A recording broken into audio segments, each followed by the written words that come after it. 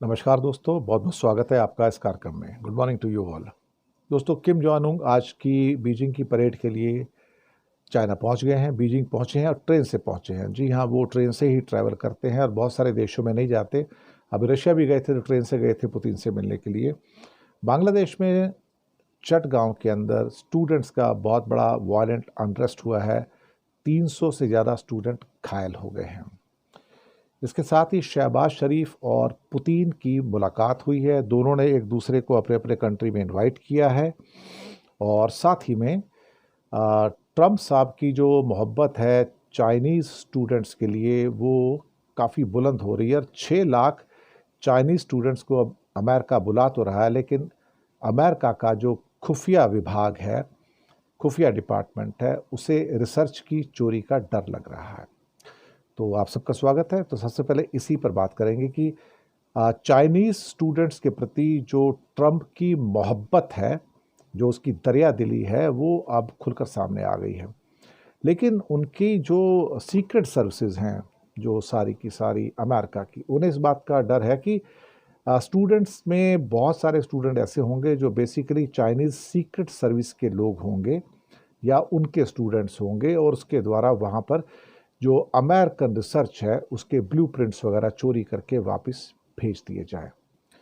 चीन पर मेहरबानी बहुत बड़ी है, रेयर अर्थ का भी चक्कर है, कई और चीज़ों का चक्कर है, लेकिन अब उन्होंने 6 लाख चाइनीज स्टूडेंट्स को अमेरिका में पढ़ने के लिए वीज़ा देने का फैसला किया है। हालांकि ट्रंप के इस फैसले से उनके जो मागा सपोर्टर्स हैं वो भी नाराज़ हैं और खुफिया विभाग भी थोड़ा सा फिक्रमंद है। दरअसल ये जो स्टूडेंट्स यहाँ पर आएंगे तो ऐसा लगता है कि जैसे चाइनीज़ सीक्रेट सर्विस के बहुत सारे लोग उसमें आ रहे हैं, जिनका मकसद वहाँ पर पढ़ना कम होगा और वहाँ से जो रिसर्च के जो इम्पोर्टेंट मटेरियल्स हैं उनको चाइना के अंदर पास ऑन करना उनका ज़्यादा इम्पॉर्टेंट होगा। हो सकता है जो इतने सारे अगर स्टूडेंट्स आ जाएंगे तो जो उनका अपोजिशन होता है वहाँ के विश्वविद्यालयों के अंदर या यूनिवर्सिटीज़ के अंदर, तो वो भी थोड़ा कम हो सकता है और बाकी स्टूडेंट्स थोड़ा सा उनके प्रति शक की नज़र से उनको देखें। तो कई सिक्योरिटी एक्सपर्ट्स का कहना है कि चाइना के जो अभी जो 6 लाख स्टूडेंट्स आएंगे उनके ऊपर थोड़ा रोक लगना चाहिए। ये लोग क्या है कि इंटेलेक्चुअल प्रॉपर्टी राइट्स को वायलेट करेंगे, जो रिसर्च होगी उसका ब्लूप्रिंट वापस भेजेंगे, टेक्नोलॉजी और अमेरिकन रिसर्च इकोसिस्टम के अंदर जाकर जो उसकी खामियां या उसके जो प्लस पॉइंट है उसको नोट करेंगे और जो सिस्टम्स हैं अमेरिका के अंदर उसको पढ़ के उसको फिर चाइना वापस चले जाएंगे और वहाँ पर उन सब चीज़ों को रेप्लिकेट करेंगे, यानी कि दोहरा देंगे वहाँ पर। तो ये अपने आप में वहाँ पर जो उनकी सीक्रेट एजेंसीज है अमेरिका की, हमेशा से वो चेताते रहे कि भाई ये बहुत बड़ा खतरा है।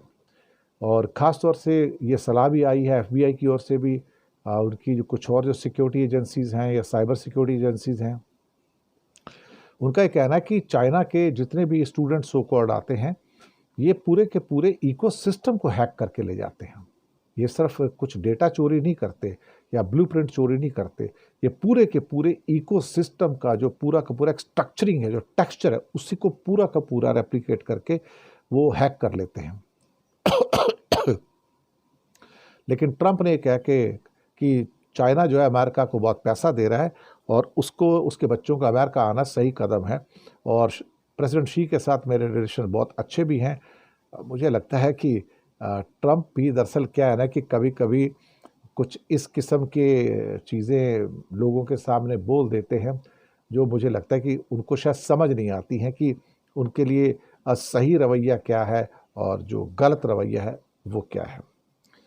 इसके साथ ही किम जॉन उंग अपनी स्पेशल ट्रेन से बीजिंग पहुंच गए हैं और नॉर्मली वो बाई एयर जाना पसंद नहीं करते हैं और बहुत कम कंट्रीज़ में उनका आना जाना है। रशिया जाते हैं या चाइना आते हैं और तो कहीं आते जाते हैं नहीं हैं। 1300 किलोमीटर की दूरी उन्होंने प्योंगयांग से बीजिंग तक की तय की है। विक्ट्री डे परेड में आ रहे हैं तो सबसे मुझे लगता है कि इम्पॉर्टेंट जो पर्सन होगा जिसके ऊपर दुनिया के मीडिया की नज़रें होंगी वो किम जॉन उंग ही होंगे, क्योंकि किम जो हैं दरअसल बड़े एक सीक्रेट किस्म के आदमी हैं, उनके बारे में कोई बहुत ज़्यादा इन्फॉर्मेशन नहीं रहती है। तो लेकिन उनके लिए ट्रेन से सफ़र करना कोई नई बात नहीं है। उससे पहले उनके फादर, ग्रैंडफ़ादर भी ऐसा करते हैं। वो भी किम जोंग उल थे, उनके फादर थे, वो भी पहले ट्रेन से सफ़र करते थे। वो भी प्लेन में जाने में उनको डर लगता था। और उनकी बुलेट प्रूफ ट्रेन है, 90 सुना है उसमें डिब्बे हैं। हालांकि सारे डिब्बे तो एक साथ नहीं आते हैं, लेकिन उनके ग्रीन कलर की जो ट्रेन है, मैंने कल उसको दिखाया भी था अपने दूसरे उसमें। कॉन्फ्रेंस रूम है, ऑडियंस चैम्बर्स हैं, बेडरूम्स हैं, सैटेलाइट फ़ोन्स हैं, फ्लैट स्क्रीन टीवीज़ हैं, और लाल रंग की आर्म चेयर्स भी देखी जा सकती है वहाँ पे। 50 किलोमीटर की स्पीड है ट्रेन की, कोई बहुत ज़्यादा नहीं है।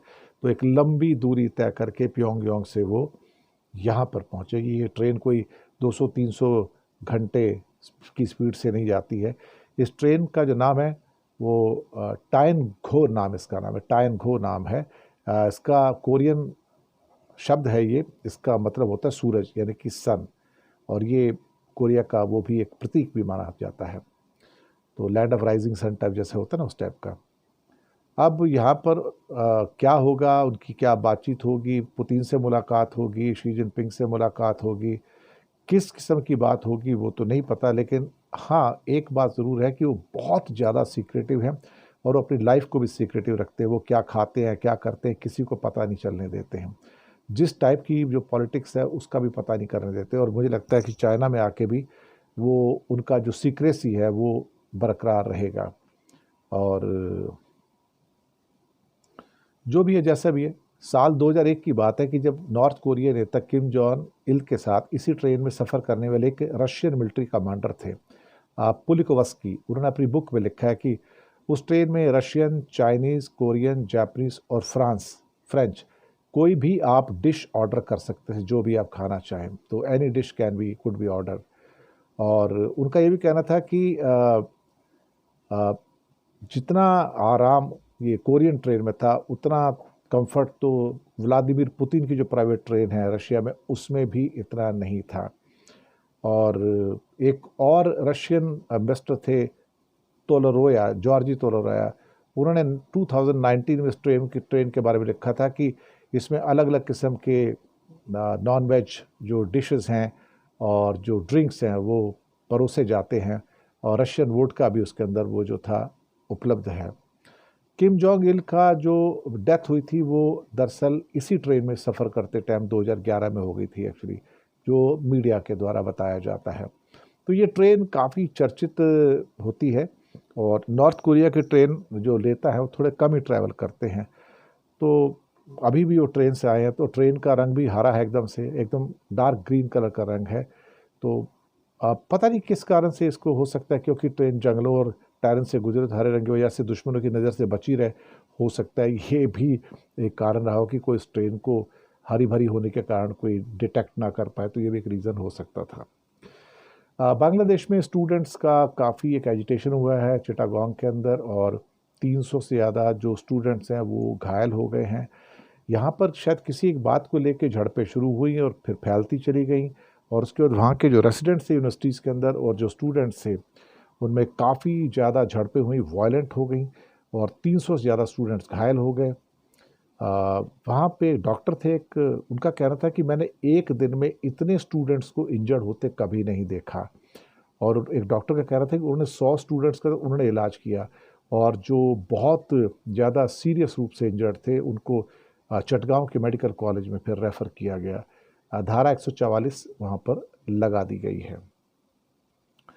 इसके साथ ही एक मुलाकात हुई है ख़ास तौर से शहबाज साहब के बीच में, शहबाज शरीफ और पुतिन के बीच में बीजिंग के अंदर मुलाकात हुई है, और काफ़ी गर्मजोशी वाले उनके फ़ोटोग्राफ्स भी आ रहे हैं, और दोनों ने एक दूसरे को अपने अपने मुल्क में आने के लिए इनविटेशन भी दिया है और इनवाइट किया है।